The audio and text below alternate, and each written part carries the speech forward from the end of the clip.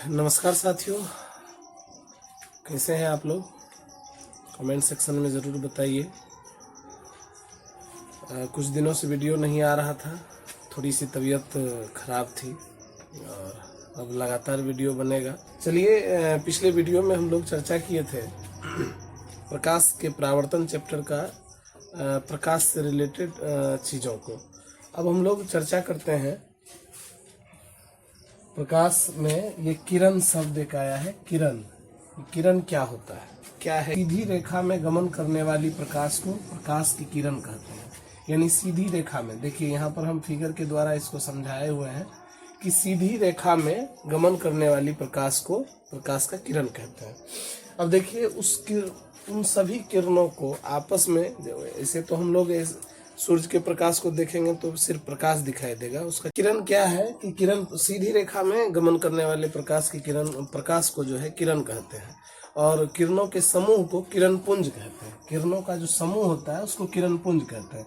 यानी अंग्रेजी में इसको बीम ऑफ लाइट, यानी प्रकाश की किरण पुंज। ऐसे तो किरण पुंज को अंग्रेजी में बीम कहा जाता है, बीम ऑफ लाइट कहेंगे, यानी प्रकाश का किरण पुंज है इसीलिए। यानी किरणों का समूह, देख लीजिए यहाँ लिखा हुआ है प्रकाश की किरणों के समूह को प्रकाश की किरण पुंज कहते हैं। यानी कई सारी किरणें एक साथ हैं। ऐसे यदि हम इसका अनुमान लगाएंगे तो जब पूर्व दिशा से सूर्य सुबह में उदय होता है तो उसके बाद अगर दीवार में कहीं छेद हो तो वहां से अगर प्रकाश आ रही होती है अंदर, तो हमको उसमें किरणों के आने का आभास होता है। उसमें धूलकण, बहुत सारी धूलकण जो है वो तैर रही होती हैं। इससे भी पता चलता है कि किरण घर के अंदर आ रही है।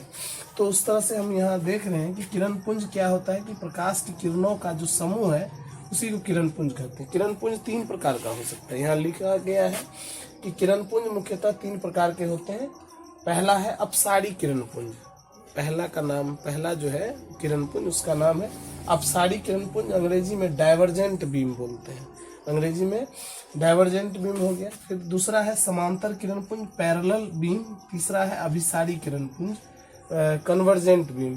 पहला जो है अपसारी किरण पुंज, ये क्या होता है देखिए यहाँ। अपसारी किरण पुंज क्या होता है कि वैसी किरण पुंज जो किसी एक बिंदु से या किसी एक बिंदु स्रोत से निकलकर आगे की ओर फैल जाती है। यहाँ देखिए लिखा हुआ है, यदि टॉर्च के रोशनी का हम बात करेंगे, टॉर्च से निकलने वाली जो रोशनी है वो किसी एक बिंदु स्रोत से निकल करके आगे की ओर फैलती है। उस तरह से यहाँ पर कुछ दिखाया गया है कि देख लीजिए, एक फिगर के मदद से यहाँ दिखाने का कोशिश किए हैं कि वैसी किरण पुंज जो किसी एक बिंदु स्रोत से निकलकर आगे की ओर फैल जाती है। देखिए एक यहाँ इस बिंदु से निकल रही है प्रकाश की किरण और ये आगे की ओर फैलती चली जा रही है। तो ऐसे किरण पुंजों को जो है कहेंगे अपसारी किरण पुंज, अंग्रेजी में डाइवर्जेंट बीम कहेंगे। अब ठीक उसी तरह इसका दूसरा जो है समांतर किरण पुंज। ये देखिए यहाँ पर है समांतर किरण पुंज, वैसी किरण पुंज जिसमें सभी किरणें एक दूसरे के समांतर होती है। यानी देख लीजिए यहाँ पर एक फिगर की मदद से इसमें समझाने का हम कोशिश किए हैं। देखिए दूसरा जो है, पहला तो हम लोग देख लिया अपसारी किरण पुंज क्या होता है, किसी एक बिंदु स्रोत से निकल करके आगे की ओर फैलने वाली जो किरण पुंज होती है या किरणों का जो समूह होता है उसी को अपसारी किरण पुंज कहते हैं। दूसरा जो है समांतर किरण पुंज। समांतर किरण पुंज में क्या होगा, समांतर का मतलब हम सब जानते ही हैं कि पैरेलल, यानी एक दूसरे के समान दूरी पर बढ़ती रहे आगे, यानी ये एक दूसरे को कहीं भी प्रतिच्छेद ना करे। जैसा कि यहाँ एक फिगर के मदद से भी हम समझाने का कोशिश किए हैं कि समांतर किरण पुंज वैसी किरण पुंज जिसमें सभी किरणें एक दूसरे के समांतर होती है। यानी समांतर का मतलब देख लीजिए ये एक दूसरे को कहीं भी प्रतिच्छेद नहीं करेगी, यही है समांतर किरण पुंज। यानी अंग्रेजी में उसको पैरेलल बीम बोलते हैं, पैरेलल बीम ऑफ लाइट। तीसरा जो है अभिसारी किरण पुंज। अभिसारी किरण पुंज का मतलब हो गया, जिस तरह से यहाँ पर आप अपसारी को पढ़े थे, किसी एक बिंदु स्रोत से प्रकाश की किरणें निकलती है, वो आगे की ओर फैलती चली जाती है। तो ठीक उसी तरह से यहाँ अभिसारी किरण पुंज है, किसी भी बिंदु स्रोत से आ रही प्रकाश की किरण यदि किसी एक बिंदु पर आकर के मिल रही हो तो ऐसी किरण पुंज जो होगी ना वो अभिसारी किरण पुंज होगी।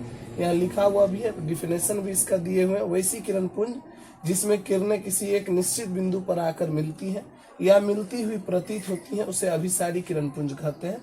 जैसा कि एक फिगर में हम यहाँ समझाने का कोशिश किए हैं, देख लीजिए कि फिगर में इस तरह से, या ऐसा नहीं तो इस तरह से भी हो सकता है। फिगर ऐसा भी हो सकता है कि विभिन्न दिशाओं से किरण जो है किसी एक बिंदु स्रोत पर आकर के या किसी एक बिंदु पर आकर के मिल रही हो, चारों तरफ से किरणें जो है किसी एक बिंदु पर आकर के मिल रही है, तो ऐसी किरणें जो है या ऐसी किरणों का समूह जो है उसको अभिसारी किरण पुंज कहेंगे।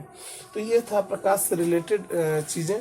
अब देखिए जो प्रकाश, ये जो चैप्टर मूल टॉपिक जो है चैप्टर का वो है प्रकाश का परावर्तन। अब हम लोग प्रकाश के परावर्तन की चर्चा करते हैं कि ये प्रकाश का परावर्तन है क्या चीज। तो असल में क्या है कि टॉपिक तो यही था, लेकिन उससे पहले प्रकाश शब्द जो आया था, हम लोग 2-3 वीडियो पीछे भी देखे, प्रकाश के बारे में हम लोग समझ रहे थे कि प्रकाश क्या है, प्रकाश के क्या क्या गुण है। अब इसके बाद हम लोग देख रहे हैं कि प्रकाश का परावर्तन क्या होता है। परावर्तन का मतलब ही होता है, परावर्तन मतलब लौट जाना, रिफ्लेक्शन, अंग्रेजी में इसको बोलते हैं रिफ्लेक्शन, मतलब लौटना। तो किसका लौटना? तो प्रकाश का लौटना। इसका मतलब है कि प्रकाश के लौटने की ही घटना को परावर्तन कहेंगे। तो चलिए उसका जो परिभाषा यहाँ लिखा गया है, सुदृढ़ तरीका से हम लिखे हैं परिभाषा को, देख लीजिए। सूर्य या किसी माध्यम से आने वाली प्रकाश की किरण, यानी सूर्य या किसी माध्यम से ही आ रही होगी प्रकाश की किरण। जैसा कि अभी हम देख रहे हैं यहाँ लाइट सब लगी हुई है, तो लाइट से प्रकाश आ रही है, तो किसी न किसी स्रोत से आ रही है प्रकाश की किरण। तो उसी तरह सूर्य या किसी माध्यम से आने वाली प्रकाश की किरण किसी परावर्तक सतह से टकराकर, देख लीजिए, किसी परावर्तक सतह से टकराकर, परावर्तक सतह का मतलब हो सकता है कि वो कोई ना कोई अपारदर्शी वस्तु ही होगा, यानी परावर्तक सतह, जिस सतह से टकरा करके प्रकाश लौट जा रही है वही उसके लिए परावर्तक सतह है। यानी सूर्य या किसी माध्यम से आने वाली प्रकाश की किरण किसी परावर्तक सतह से टकराकर वापस लौट जाती है, तो प्रकाश के लौटने की इस घटना को ही पहले ही बता दिया गया कि प्रकाश का परावर्तन क्या है, कि प्रकाश का परावर्तन का मतलब होता है लौटना, यानी प्रकाश के लौटने की घटना को। तो यहाँ देखिए लिख दिया गया है कि सूर्य या किसी माध्यम से आने वाली प्रकाश की किरण किसी परावर्तक सतह से टकराकर वापस लौट जाती है, तो प्रकाश के लौटने की इस घटना को ही प्रकाश का परावर्तन कहते हैं। तो यानी कि प्रकाश के लौटने की घटना, यदि किसी परावर्तक सतह से प्रकाश टकराई है और टकरा करके वापस लौट रही है, तो लौटने की ही इस घटना को प्रकाश का परावर्तन कहते हैं। जैसा कि आपको फिगर में यहाँ दर्शाया गया है, देखिए ये एक परावर्तक सतह है, यानी परावर्तक सतह का मतलब यहाँ हम एक समतल दर्पण रख दिए हैं। समतल दर्पण का एक भाग जो है यहाँ पेंट किया हुआ है, ये समतल दर्पण है। देख लीजिए एक सतह हम इसका कलई या पेंट कर दिए हैं एक सतह पर। इधर से प्रकाश आ रही, मान लीजिए कि सूर्य से प्रकाश आ रही है, सूर्य से आ रही है प्रकाश, यहाँ पर इससे टकराई और इस दिशा में वापस लौट गई है। यानी सूर्य या किसी माध्यम से आ रही प्रकाश की किरण वो किसी न किसी परावर्तक सतह से टकरा रही है और टकरा करके लौट रही है, तो लौटने की इस घटना को ही, यानी प्रकाश किसी परावर्तक सतह से टकराई और टकरा करके वापस लौट गई, तो लौटने की ही इस घटना को प्रकाश का परावर्तन कहते हैं। अब इसमें देखिए कई सारे बिंदु हैं, जिसमें सबसे पहले आपतित किरण क्या होता है, परावर्तित किरण क्या होता है, अभिलंब क्या होता है। आपतित किरण परावर्तक सतह के जिस बिंदु से टकराती है उस बिंदु का क्या नाम होता है, और अभिलंब आपतित किरण के बीच में कौन सा कोण बनता है, अभिलंब और परावर्तित किरण के बीच में कौन सा कोण बनता है, इसको हम लोग अभी समझते हैं। क्या है और इनसे जुड़े जो भी शब्द हैं इनकी चर्चा हम लोग करेंगे आज। प्रकाश का परावर्तन हम लोग देखे थे कि सूर्य या किसी माध्यम से आने वाली प्रकाश की किरण दर्पण से या किसी परावर्तक सतह से टकराने के बाद वापस लौट जाती है, वापस लौटने की इस घटना को ही प्रकाश का परावर्तन कहते हैं। तो उससे जुड़े कुछ जो शब्द हैं उनको हम लोग समझने का कोशिश करते हैं। सबसे पहला जो है आपतित किरण है। आपतित किरण क्या होता है कि सूर्य या किसी माध्यम से आने वाली प्रकाश की किरण को आपतित किरण कहते हैं। देखिए यहाँ लिखा हुआ भी है परिभाषा, अगर आप सब चाहते हैं कि इसका स्क्रीनशॉट लें तो फिर आप हमें कमेंट बॉक्स में जरूर बताएं, ताकि हम कुछ समय आपको इसका स्क्रीनशॉट लेने के लिए दे दें। तो चलिए देखते हैं आपतित किरण, इसको अंग्रेजी में इंसिडेंट रे कहते हैं। सूर्य या किसी माध्यम से आने वाली प्रकाश की किरण को आपतित किरण कहते हैं, यानी सूर्य या किसी माध्यम से आने वाली जो प्रकाश की किरण होगी वो आपतित किरण होगी। जैसा कि हम आपको देखिए ये मोबाइल फोन है, इससे जो आने वाली प्रकाश की किरण है इसी को कहेंगे आपतित किरण। अब देखिए ये किसी न किसी वस्तु से यहाँ टकराएगी, जैसे कि समझिए कि अगर ये बोर्ड है इससे टकरा रही है इस तरह से, तो टकराने वाले सतह को, यानी जिस सतह से टकराती है उस सतह को परावर्तक सतह कहा जाता है। यानी सूर्य या किसी माध्यम से आने वाली प्रकाश की किरण को आपतित किरण कहते हैं। ये जो किरण है सूर्य या किसी माध्यम से आ रही है इसे आपतित किरण कहते हैं। अब देखिए बीच में आया आपतन बिंदु क्या होता है, point of incidence. Point of incidence क्या होता है कि आपतित किरण इस परावर्तक सतह के जिस बिंदु से टकराती है, यानी आपतित किरण परावर्तक सतह के जिस बिंदु से टकराती है उसे ही आपतन बिंदु कहा जाता है, उसे ही आपतन बिंदु कहते हैं। देखिए सूर्य या किसी माध्यम से आ रही प्रकाश की किरण है, ये परावर्तक सतह के इस बिंदु से टकरा रही है, इसे ही क्या कहेंगे आपतन बिंदु कहते हैं। अब आगे देखिए परावर्तक सतह है, रिफ्लेक्टेड सरफेस क्या होता है। सूर्य या किसी माध्यम से आने वाली प्रकाश की किरण जिस सतह से टकराती है यानी उस सतह को ही देखिए, सूर्य या किसी माध्यम से आने वाली प्रकाश की किरण जिस सतह से टकराकर लौट जाती है, यानी जिस सतह से टकराकर लौटेगी, चाहे वो कोई कांच चाहे वो कोई दर्पण हो या फिर कोई भी परावर्तक सतह हो, जिससे टकरा करके वापस लौट जाएगी प्रकाश की किरण, उसको ही परावर्तक सतह कहते हैं। अब देखिए अगला है परावर्तित किरण क्या होता है। अगला है परावर्तित किरण, यानी सूर्य या किसी माध्यम से आने वाली प्रकाश की किरण परावर्तक सतह से टकरा करके वापस लौट जाती है। तो लौटने वाली ये किरण है ना, लौटने वाली ये किरण, इसी किरण को कहा जाता है परावर्तित किरण। देख लीजिए, अंग्रेजी में इसे रिफ्लेक्टेड रे बोलते हैं, इसको रिफ्लेक्टेड रे बोला जाता है। परावर्तक सतह से टकराकर, यानी ये जो परावर्तक सतह है, इस सतह से टकरा करके लौटने वाली जो किरण है, इस किरण को ही परावर्तित किरण कहते हैं। अंग्रेजी में इसे रिफ्लेक्टेड रे बोला जाता है।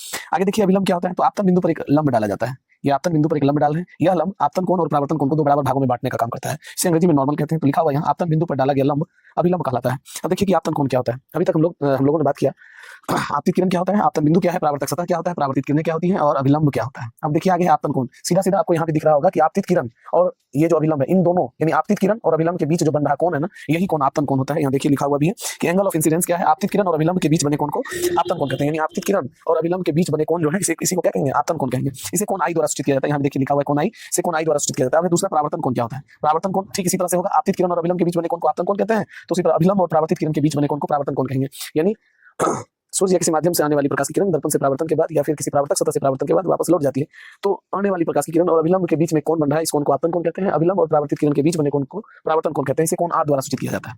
इसे कोण आर द्वारा यहाँ लिखा हुआ भी है। परावर्तन कोण एंगल ऑफ रिफ्लेक्शन, अंग्रेजी में इसको बोला जाता है एंगल ऑफ रिफ्लेक्शन, इसे एंगल ऑफ इंसिडेंस। अब देखिए परावर्तन कोण एंगल ऑफ रिफ्लेक्शन क्या होता है, अभिलंब और परावर्तित किरण के बीच बने कोण को परावर्तन कोण कहते हैं। यानी अभिलंब और परावर्तित किरण के बीच बने कोण को परावर्तन कोण कहते हैं। इसे कोण आर द्वारा सूचित किया जाता है। आई होप यहाँ तक आपको समझ में आया होगा। चलिए आगे देखिए कि प्रकाश के परावर्तन के दो नियम होते हैं। प्रकाश के परावर्तन के दो नियम होते हैं। दोनों नियम आपको यहाँ से भी दिख जाएगा कि आपतित किरण, पहला नियम है आपतित किरण, अभिलंब और परावर्तित किरण, ये तीनों एक ही तल पर होते हैं। देखिए एक ही तल पर है ना।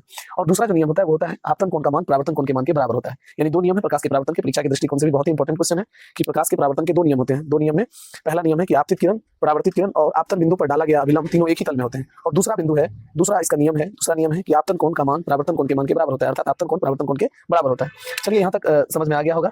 और अगर कहीं कोई क्वेश्चन आपके मन में चल रहा होगा या कोई क्वेश्चन है तो आप कमेंट बॉक्स में जरूर हमें बताएं। अब आगे देखिए हम लोग प्रतिबिंब की बात करेंगे, फिर प्रतिबिंब से हम लोग दर्पण की ओर बढ़ेंगे, क्योंकि यह तो पूरा का पूरा चैप्टर ही प्रकाश का परावर्तन है और परावर्तन कहाँ से सही से हो रहा होगा इसके बारे में भी तो पढ़ना जरूरी है। तो हम लोग अभी थोड़ा प्रतिबिंब पढ़ लेते हैं और प्रतिबिंब के बाद फिर हम लोग दर्पण में एंट्री करेंगे। प्रतिबिंब क्या होता है, तो प्रतिबिंब क्या है कि जब दो प्रकाश कहीं एक दूसरे को प्रतिच्छेद कर रही होगी तो उसके पीछे कुछ ना कुछ शैडो बनता होगा। ठीक उसी तरह से यहाँ देखिए लिखा हुआ है प्रतिबिंब का क्या अर्थ है। यानी ये जो प्रतिबिंब शब्द है, इस प्रतिबिंब शब्द का क्या अर्थ है। प्रति मतलब छाया, प्रति मतलब होता है छाया, प्रति मतलब छाया, और बिंब मतलब होता है वस्तु। बिंब मतलब वस्तु। कहने का सीधा सीधा तात्पर्य है कि किसी वस्तु की छाया ही तो प्रतिबिंब होती है, किसी वस्तु की छाया ही प्रतिबिंब है। इसको हम लोग कैसे परिभाषित करेंगे। सूर्य या किसी माध्यम से आती हुई प्रकाश की किरण दर्पण से परावर्तन के बाद, यानी सूर्य या किसी माध्यम से आती हुई प्रकाश की किरण दर्पण से परावर्तन के बाद जिस बिंदु पर मिलती है या मिलती हुई प्रतीत होती है, यानी सूर्य या किसी माध्यम से आ रही प्रकाश की किरण जो है वो जब दर्पण से परावर्तित होगी, यानी दर्पण से परावर्तन का मतलब जैसा कि अभी हम लोग यहाँ देखे कि परावर्तन किस तरह से हो रहा था। तो सूर्य या किसी माध्यम से आती हुई प्रकाश की किरण दर्पण से परावर्तन के बाद जिस बिंदु पर मिलती है या मिलती हुई प्रतीत होती है उसे ही प्रतिबिंब कहेंगे। या हम ऐसे भी कह सकते हैं कि सूर्य या किसी माध्यम से आती हुई प्रकाश की किरण दर्पण से परावर्तन के बाद जिस बिंदु पर कटती है या कटती हुई प्रतीत होती है उसे ही प्रतिबिंब कहते हैं। और शाब्दिक अर्थ तो हम सबको पता ही है, किसी वस्तु की छाया को ही प्रतिबिंब कहते हैं। प्रतिबिंब वैसे दो प्रकार के होते हैं। प्रतिबिंब यहाँ लिखा हुआ भी है, प्रतिबिंब दो प्रकार के होते हैं। पहला है वास्तविक प्रतिबिंब, अंग्रेजी में इसको रियल इमेज कहते हैं, और दूसरा है काल्पनिक प्रतिबिंब या आभासी प्रतिबिंब। काल्पनिक या आभासी प्रतिबिंब कहते हैं, वर्चुअल इमेज, इंग्लिश में वर्चुअल इमेज होता है और हिंदी में काल्पनिक या आभासी प्रतिबिंब कहते हैं। अब देखिए वास्तविक प्रतिबिंब क्या होता है, यानी इस परिभाषा को यदि आप याद कर लेंगे तो इसी से आपको वास्तविक प्रतिबिंब और आभासी प्रतिबिंब दोनों का परिभाषा आपको पता चल जाएगा। चलिए देखिए, तो वास्तविक प्रतिबिंब सूर्य या किसी माध्यम से आती हुई प्रकाश की किरण दर्पण से परावर्तन के बाद जिस बिंदु पर वास्तव में मिलती है, इसी बात को नोट करना है कि सूर्य या किसी माध्यम से आती हुई प्रकाश की किरण दर्पण से परावर्तन के बाद जिस बिंदु पर वास्तव में मिलती है उसे ही, यानी उस यहाँ क्या लिखा हुआ देखिए, जिस बिंदु पर वास्तव में मिलती है उसे उस बिंदु स्रोत का वास्तविक प्रतिबिंब कहते हैं। यानी कि जहां से वो किरणें टकरा करके आ रही हैं तो उस बिंदु स्रोत को वास्तविक प्रतिबिंब कहते हैं। यह हमेशा वस्तु की अपेक्षा उल्टा होता है। यही तो इसका खासियत है कि जब भी वास्तविक प्रतिबिंब किसी भी वस्तु का बनेगा तो वो हमेशा उल्टा बनेगा और वस्तु से छोटा बड़ा या बराबर बन सकता है। छोटा भी बन सकता है, बड़ा भी बन सकता है या बराबर भी बन सकता है। हम लोग अगले वीडियो में इसको प्रैक्टिकली करके देखेंगे, प्रैक्टिकल भी करके देखेंगे हम लोग कि किस तरह से वास्तव में छोटा बड़ा या बराबर होता है, या फिर क्या कहते हैं किस तरह से उसे वो उल्टा होगा। इसके अलावा इसमें और भी चीजें हैं कि इसे आसानी से पर्दे पर प्राप्त किया जा सकता है, यानी किस तरह से वास्तविक प्रतिबिंब को पर्दे पर प्राप्त कर सकते हैं। इस चीजों को भी हम लोग देखेंगे अगले वीडियो में। चलिए देखिए, फिलहाल इसका परिभाषा हम लोग देखते हैं। दूसरा जो प्रतिबिंब है वो है काल्पनिक या आभासी प्रतिबिंब। तो देखिए, प्रतिबिंब किसी वस्तु की छाया को ही कहते हैं, या सूर्य के माध्यम से आने वाली आती हुई प्रकाश की किरण दर्पण से परावर्तन के बाद जिस बिंदु पर मिलती है या मिलती हुई प्रतीत होती है उसे ही प्रतिबिंब कहते हैं। और प्रतिबिंब दो तरह का हुआ, पहला है वास्तविक प्रतिबिंब, दूसरा है काल्पनिक प्रतिबिंब। अंग्रेजी में रियल इमेज कहते हैं वास्तविक प्रतिबिंब को, और हिंदी अंग्रेजी में काल्पनिक प्रतिबिंब को वर्चुअल इमेज कहते हैं। रियल इमेज आप लोगों ने समझा कि रियल इमेज वह इमेज है जिसे पर्दे पर आसानी से प्राप्त किया जा सकता है। अब देखिए, काल्पनिक प्रतिबिंब क्या होता है, सूर्य के माध्यम से आती हुई प्रकाश की किरण दर्पण से परावर्तन के बाद जिस बिंदु पर मिलती हुई प्रतीत होती है, मतलब ऐसा कल्पना किया जाता है, यानी वास्तव में कटे ना कटे लेकिन कल्पना करके हम उसे काटेंगे तो फिर वह प्रतिबिंब जो बनेगा उसे काल्पनिक प्रतिबिंब या आभासी प्रतिबिंब कहेंगे। यह वस्तु की अपेक्षा हमेशा सीधा होता है, यही खासियत है वास्तविक प्रतिबिंब और काल्पनिक प्रतिबिंब में। वास्तविक प्रतिबिंब हमेशा उल्टा होता है जबकि काल्पनिक प्रतिबिंब हमेशा सीधा बनता है। हमेशा सीधा होता है और इसे पर्दे पर प्राप्त नहीं किया जा सकता है। यानी काल्पनिक प्रतिबिंब को हम पर्दे पर नहीं प्राप्त कर सकते हैं, जबकि वास्तविक प्रतिबिंब को हम पर्दे पर आसानी से प्राप्त कर सकते हैं। यही दोनों का मुख्य अंतर भी है। और नोट में यहाँ एक शब्द, एक लाइन लिखा हुआ भी है कि काल्पनिक प्रतिबिंब या किरणों को हमेशा टूटी हुई रेखाओं द्वारा दर्शाया जाता है। यानी काल्पनिक प्रतिबिंब को जब भी हम दर्शाएंगे या किरणों को दर्शाएंगे, काल्पनिक किरणों को, तो हमेशा टूटी हुई रेखा का मतलब होता है इससे डैश डैश इस तरह से दर्शा सकते हैं। तो आई होप कि आपको ये वीडियो अच्छा लगा होगा, और अगर अच्छा लगा हो तो देखते रहिए हमारा वीडियो। तब तक के लिए धन्यवाद।